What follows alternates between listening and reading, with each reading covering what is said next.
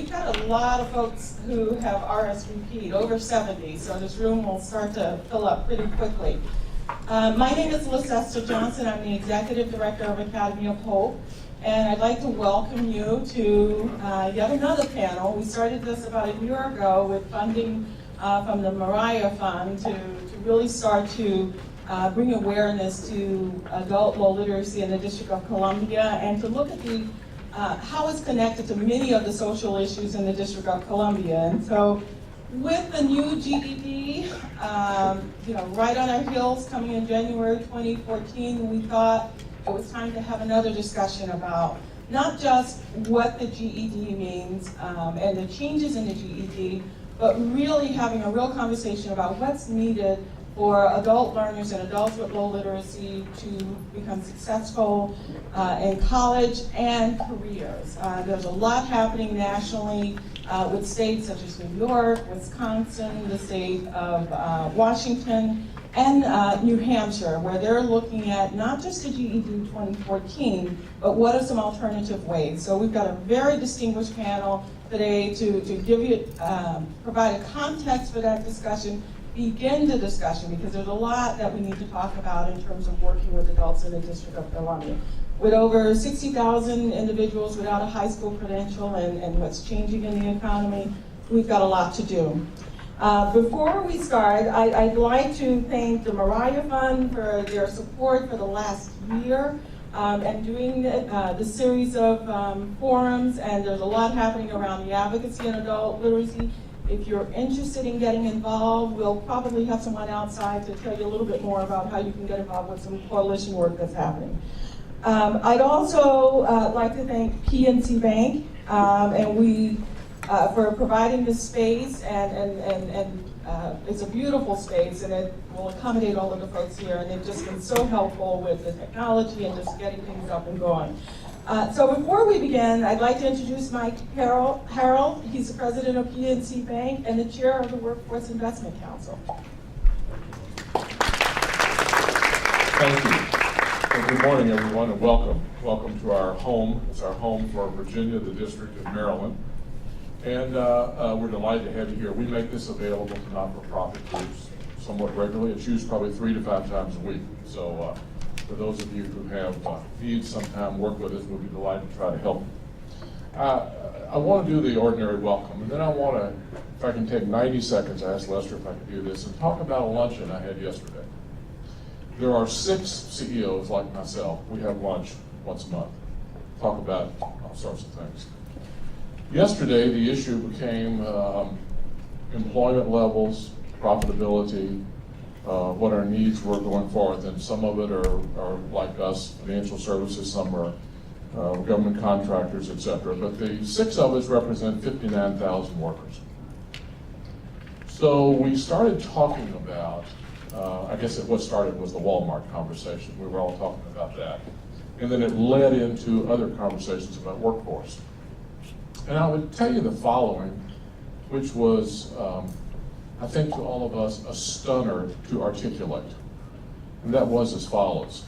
At 97 seconds from now, we'll report earnings for the second quarter.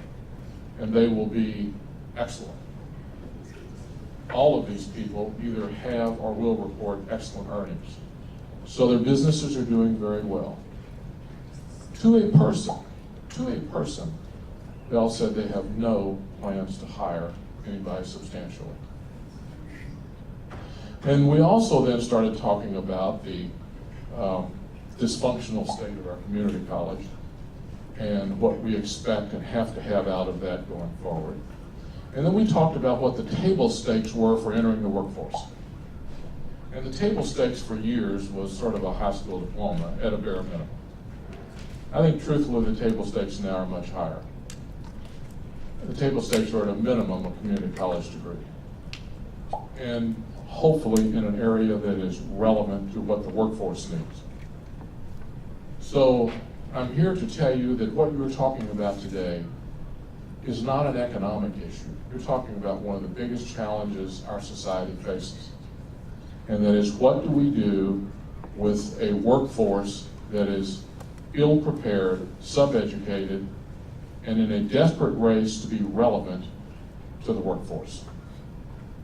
And what we're trying to do is to make sure that the workforce needs are not outstripping the productivity of the educational system to where they're always playing catch up.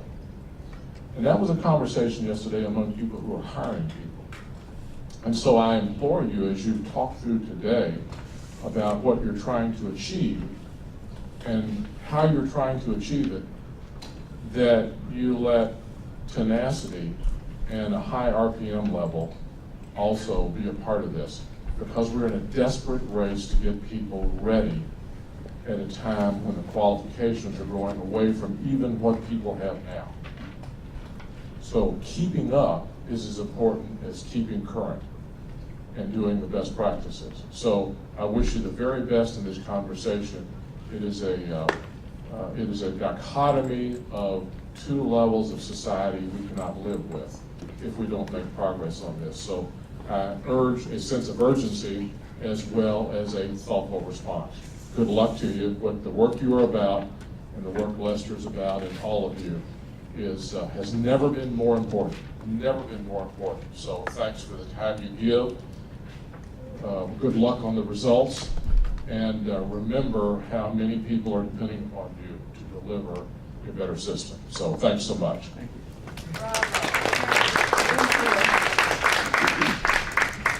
Thank you, everyone. So we're going to jump right into the program.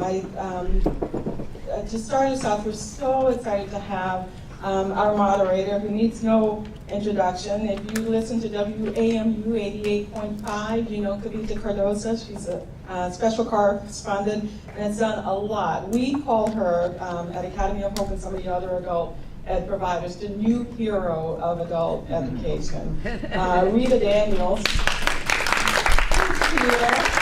He is the Executive Director of Literacy Volunteers and Advocates, said that Kavitha turned the volume up on this issue of adult low literacy. So we're so grateful for her interest and commitment and really spreading the word about what's happening in the District of Columbia. I can't tell you, Kavitha, how many people in other events that I've gone, when I say Academy of Hope, and I work with adults going back to school, they're like, did you hear that series?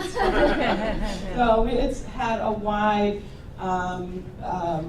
range of responses, and people have been excited to hear it. So we're thankful to have you here, and I'd like to introduce Kavitha Cardoza, and she'll be moderating. Thank you so much for having me. You know, it's all guilt. I feel so guilty that for 10 years as a reporter, I did not cover adult education. I didn't even think about it. I didn't even know it was a problem. And so I've spent the last year trying to make up for it.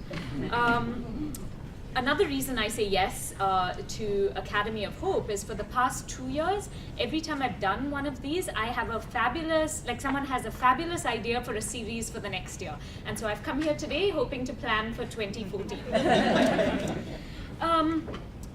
This is a really, really scary time for adult educators and adults, DC residents. Because often we say, you know, we like to brag that DC has the highest level of PhDs and advanced degrees in the country compared to other states, and that's true. It also has a lot of people who don't even have a high school diploma. And they are the people I think of when I'm reporting. I usually report on people who are the last, the least, and the littlest. And so today is all about them. And so to start us off, we have Antoinette Mutual. She's the Deputy Assistant Superintendent of Post-Secondary and Career Education at OSSI. And I have asked her to set the scene for us on the changing GED. This is a scary time. There are also opportunities to transform the system that has not been working for so many people. So Antoinette, can you talk to us, very briefly, what are the changes to the GED? What should we be nervous about? And what are some of the opportunities for us under this new model? Briefly.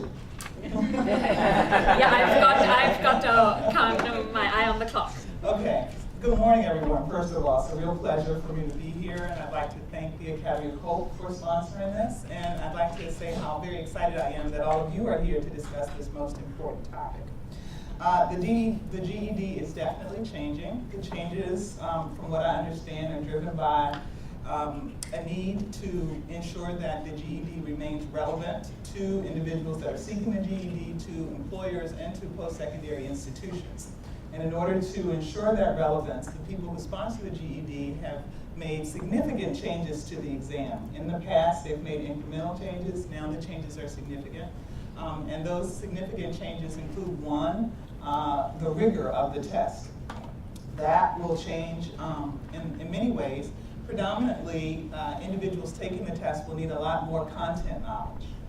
The content knowledge has increased substantially, and that's a difference from a person's ability to read and understand and then respond to questions based on what's already in the test.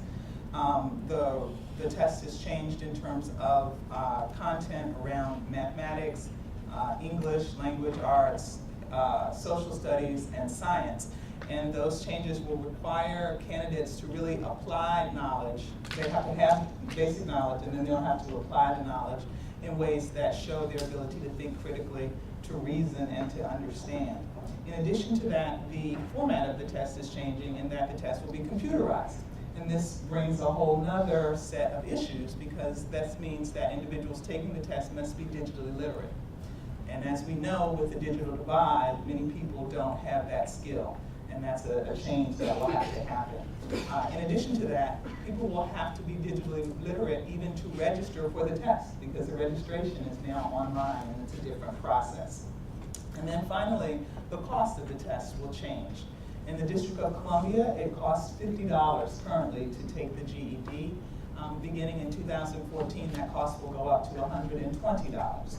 Those who sponsor the test say that the change is not very different and that the municipalities have been supplementing the cost of the test. To some degree, that's true, and we will try to supplement the cost of the test beginning in 2014 through the sub-grantees that receive adult and family education funds. But nonetheless, individuals taking the test will now have to pay $120 to take the test. Those are the major changes that I think are happening in the GED. And of course, there's reporting. The new test is said to be better able to provide information about individual strengths and weaknesses, so that they can go back and then work on those strengths and weaknesses. So that sort of remains yet to be seen, but the advertisement is that there'll be a lot more diagnostic information as a result of the exam. In terms of what we should be nervous about, it's just a matter of whether or not individuals will be able to pass the test. I mean, these are significant differences, and we worry about whether or not individuals are prepared to succeed.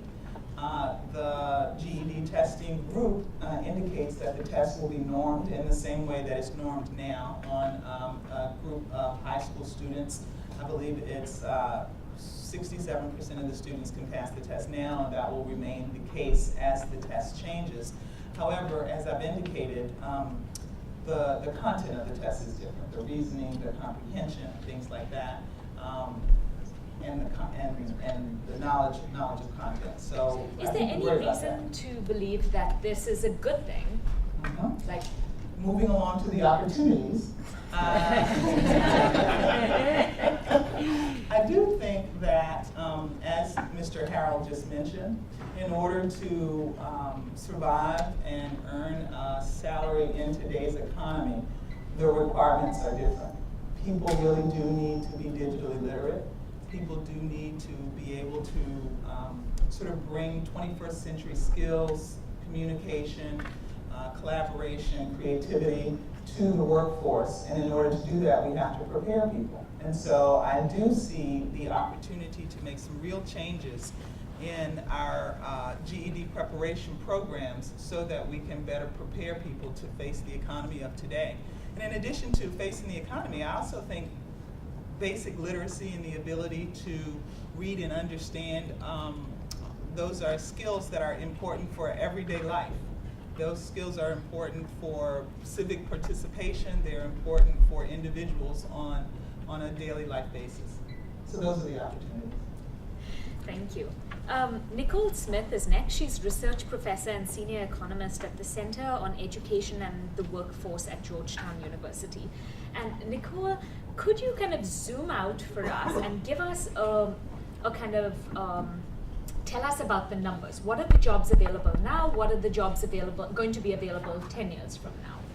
Well, so good morning, everyone, and really it's a pleasure to be here at the Academy of Hope. I'm thankful for the opportunity to talk about jobs in the real world where the rubber meets the road, because most of the times I'm sitting at a computer just playing with numbers.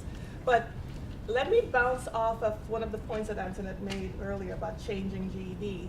And the mere fact that there's a greater emphasis on some of the soft skills, I see that as very, very positive.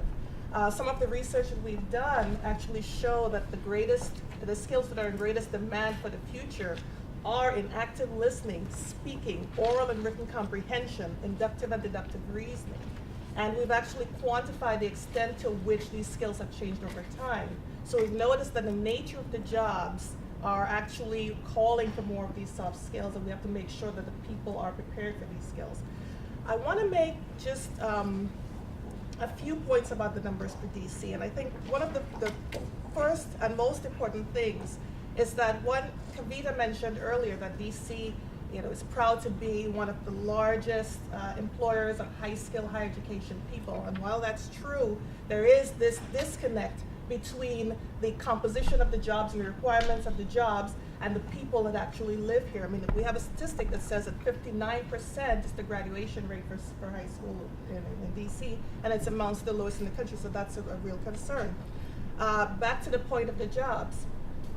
Our forecasts show that over a 10-year time frame to 2020, about